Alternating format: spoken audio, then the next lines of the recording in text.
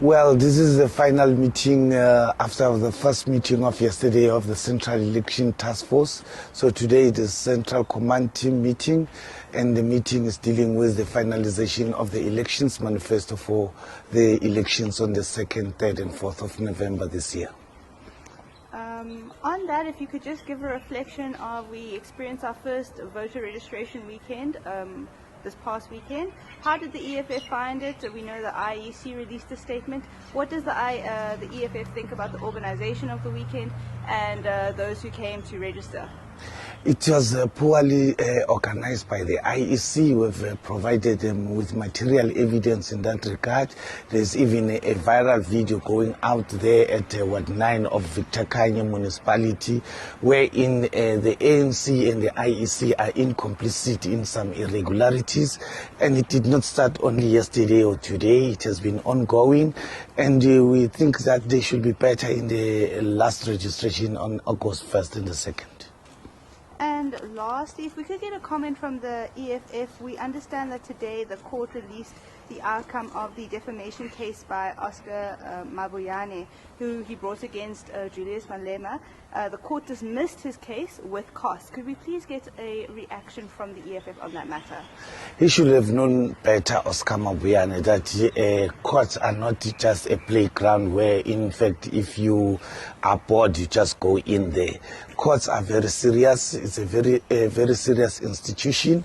Oscar Mabuyane should have known that it is on record in terms of the investigative reports that actually his registration for his masters was effectively declined. I mean to say it was reversed, and on the basis that it was reversed, so whatever the president said, it was based on truth, and once it is based on truth, the truth is a defense in a defamation action. Thank you. TB Breiten here from Netwerk 24.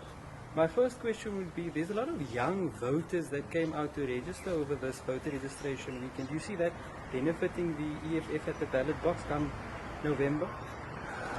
Oh, definitely. It's not only about benefiting the EFF, and it's not only about the young people. The research that we currently have indicates that there is a missing 15 million people in the voters' roll. Out of 60 million citizens, only 26 million are registered to vote, and actually about 41 million are eligible to vote. And then you can see the difference between 26 and 41. It's about 15 million. And in that 15 million, the research indicates that those between 18 and 29 years are about 9 million. So you can see that we are running after AMA 2000 here. And it is significant for the young people to vote, because if 9 million of the missing 15 million are actually young people, it is very important and significant that we should speak to the young people and get them registered. So the young people are then at the center of the EFF's election strategy that's being discussed here today. Well, today here we're finalizing the election manifesto. Yesterday we had a Central Election Task Force meeting, and amongst other issues was to upscaling the drive to get the missing 15 million people to be registered to vote. Okay, just my two last one. A budget passed today in Ekurhuleni after much struggle, if I can call it that. The DA decided to vote with the ANC to get that budget through. Just two comments on that. It did not come as a surprise. They are in bed together in the so-called GNU. So it was a matter of time for the DA and the ANC to show their true colors in the Ekurhuleni. Ekurhuleni has been like that since 2016. The ANC of Ekurhuleni, the ANC is now a federal organization, no different from the DA. The ANC of Ekurhuleni has always been like that since 2016.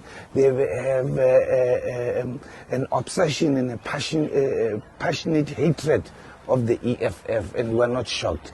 But it won't be too long. We are going to elections in November, and the voters will speak. So will this lead to tensions in the provincial government in Gauteng? Oh, definitely not. The DA is not in charge, is not a factor in the provincial government in the provincial government of DA. We know for a fact that the ANC of Ekurhuleni is defiant of their provincial leadership. They get instruction from Balula, who is actually the mouthpiece of the DA and the Ruperts. And it is a white monopoly capital agenda that the ANC and DA must work together. So this is a continuation of that agenda. Just the last one from me. 600 million rand is going to be spent next week in the March protest, if I can call it that. Just your comments on that. Is it worth it to spend 600? I mean, we saw those numbers also with the EFF shutdown a couple of years ago. Well, the EFF shutdown and all EFF events, including East London, going to the Union buildings on the 16th of June, there's never been chaos wherever EFF is marching.